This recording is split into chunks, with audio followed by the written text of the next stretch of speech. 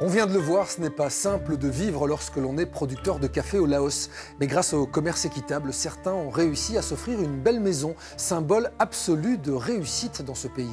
Et le café peut même, vous allez le voir, bénéficier à l'ensemble de la communauté. Mais avant, nous allons retrouver Xavier, le torréfacteur belge, qui se plie tant bien que mal aux coutumes locales. Comme le veut la tradition laotienne, on prépare le bassi, une cérémonie d'accueil pour les étrangers, en l'occurrence Xavier. Comme ça, non, Xavier? Oui. Voilà, non, c'est bon? Non, non, comme ça, là, vous pouvez, là. C'est bon? Ouais, on va essayer. Voilà, comme ça. Les Laotiens sont très superstitieux. Je voudrais vous souhaiter bonne santé, bon succès, bonne santé, donc longévité, longévité. Hein. Pour eux, chaque être humain possède 32 âmes. Les fleurs jaunes, bien sûr, qui rappellent la couleur de safran des moines. Voilà. Ça, c'est des frangipaniers avec un œuf de la prospérité. La cérémonie du bassi a pour but de réunir toutes ces âmes dans le corps. Xavier a fait un long voyage, il pourrait en avoir laissé quelques-unes en Belgique ou dans l'avion. Et récite trois fois l'hommage au Bouddha.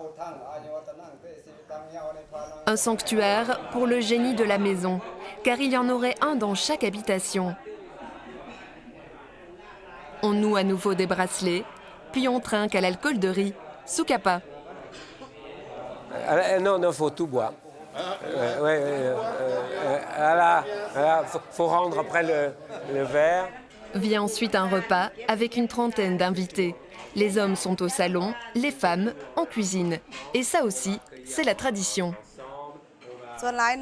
On se répartit les tâches, les femmes sont à la cuisine et les hommes doivent servir, préparer les assiettes, tout ça. Et servir le café et l'alcool aux invités. Chacun sa mission, mais pour le café, tout se réalise à deux. Noy a 40 ans et est né au village. Avec Sitong, son mari, ils se définissent comme un couple moderne. Ils font exactement le même travail à la plantation. Mais pour lui, elle accepte de faire un sacrifice. Je suis allée étudier 2 années à l'école d'infirmière de Paksé, la capitale de la province. Je voulais vraiment être infirmière, mais après mon mariage, c'était trop compliqué. Donc j'ai abandonné pour travailler avec mon mari. Je suis la femme d'un simple planteur, alors je me dois de l'aider. Je ne pouvais pas me partager entre mon métier d'infirmière ailleurs et ma vie d'ici. C'est trop compliqué. Il faut s'organiser, organiser le temps pour que je sois le plus possible auprès de mon mari.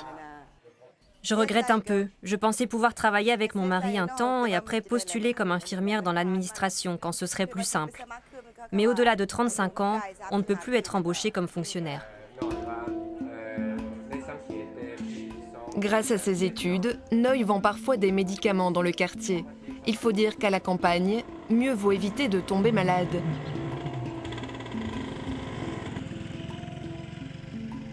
Dans cet autre village membre de la coopérative, pas d'hôpital à moins de 2h30 de route.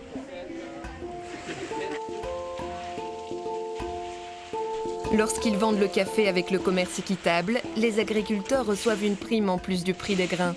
Pour une livre de café vendue, soit 450 grammes environ, un bonus de 20 centimes. Grâce à cet argent, en 2016, un dispensaire ouvre ses portes. Kaopon nous fait la visite. Du haut de ses 25 ans, elle est la médecin responsable du centre. Voilà la salle d'examens médicaux, c'est pour les patients externes. Avec 4 infirmiers sous ses ordres, elle soigne du mieux possible les centaines d'habitants d'ici et des villages voisins. Le deuxième local, c'est pour les accouchements par exemple et pour les petites opérations chirurgicales. Voilà une table avec le matériel pour les vaccins. Ce n'est pas aussi hygiénique qu'on voudrait, parce qu'on n'a pas de stérilisateur. Des ciseaux rouillés et très peu de matériel. Cette salle, c'est là qu'on stocke les médicaments. Par contre, on n'en a vraiment pas assez. Ce sont juste des médicaments de base pour un dispensaire. Pour Kaopon, apporter les premiers soins dans ce dispensaire est un grand défi. Il faut se débrouiller avec le strict minimum. Ce qui nous manque, c'est un frigo pour les vaccins, des équipements, des médicaments, du matériel de bureau, car nous avons 4 infirmiers et il n'y a que 3 tables. Nous avons besoin de plus d'infirmières et de médecins. Nous devrions être 7. Là, nous ne sommes que 4, donc nous sommes surchargés de travail. Et ensuite, l'électricité et l'eau, nous sommes obligés de les payer nous-mêmes. Le centre a été créé grâce à la prime du commerce équitable à la vente du café. Mais les infirmiers espèrent bien obtenir plus d'argent encore pour travailler dans de meilleures conditions. Et ils ont un porte-parole dans le village. Nous allons le rencontrer. À la saison sèche, seulement 3 ou 4 jours de pluie par mois. Et évidemment, on y était. À l'abri, nous discutons avec Nuteng, le chef de ce groupe de producteurs. C'est génial qu'il pleuve, les arbres ne seront pas trop secs. Nos producteurs mettent un compost bio dans leurs plantations. La pluie va diluer et répandre les engrais dans la terre et autour des arbres. Nuteng et ses amis producteurs reçoivent une prime pour l'agriculture biologique en plus de la prime Fairtrade. Malgré l'entraide dans le groupe, certains manquent encore de moyens pour vivre. Nuteng profite de la venue de Xavier et des acheteurs français pour leur faire passer son message. C'est vraiment un grand honneur pour nous d'accueillir ces partenaires belges et français pour qu'ils puissent voir sur place les difficultés qu'on rencontre pour obtenir de la qualité. Bien sûr, nous gagnons suffisamment pour pouvoir survivre, mais nous avons besoin encore d'un petit plus, ne serait-ce que pour les petits producteurs, pour que la coopérative se développe encore. Pour ceux qui produisent plus de 5 tonnes par an, tout se passe bien. Mais pour les petits producteurs, c'est plus difficile de s'en sortir. Le niveau de vie évolue lentement, mais sûrement. Depuis une vingtaine d'années, tous les enfants du Laos vont à l'école. Dans le village, finit le vieux bâtiment décrépit.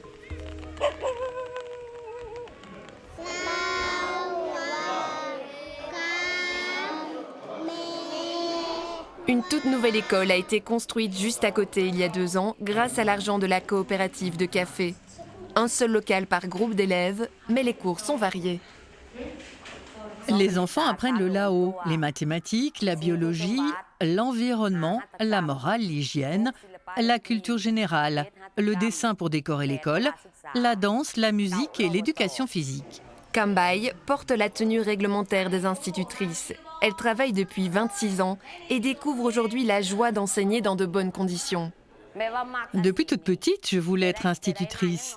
Et j'aime encore plus mon travail maintenant parce qu'on est dans de bonnes conditions.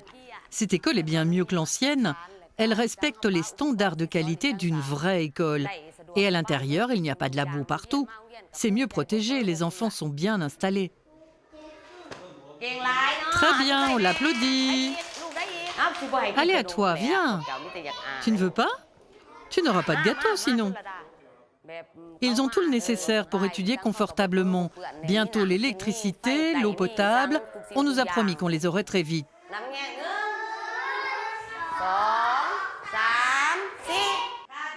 Beaucoup de ces enfants aideront leurs parents dans les récoltes dès l'âge de 16 ans. D'autres iront à Paxé pour faire des études.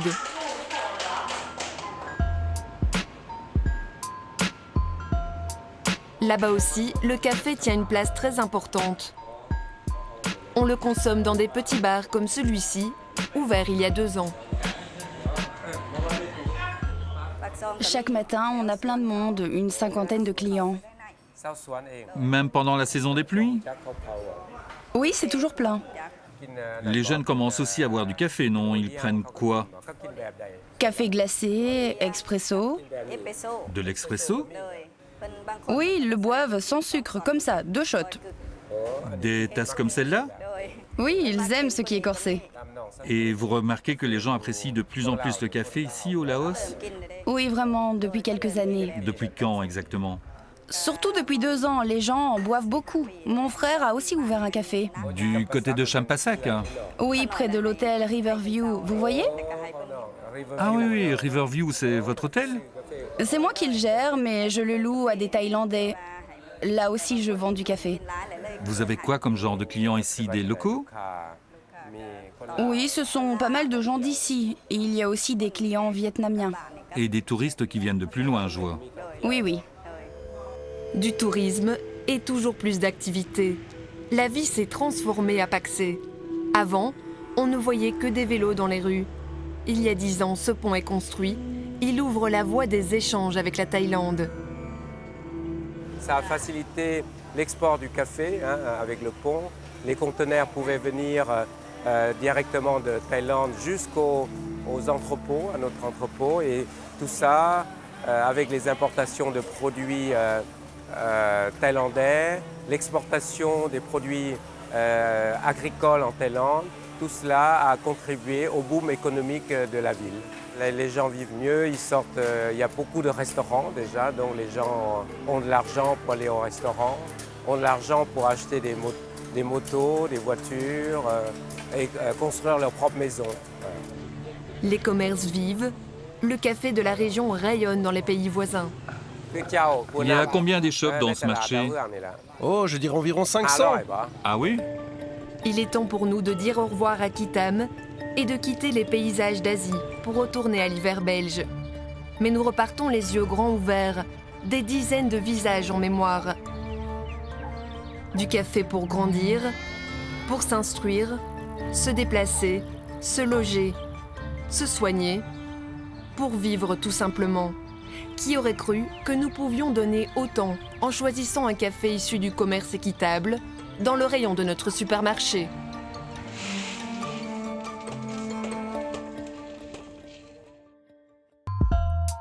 C'était l'immersion de la semaine. On reste en contact sur les réseaux sociaux. Belle soirée à vous sur RTL TVI.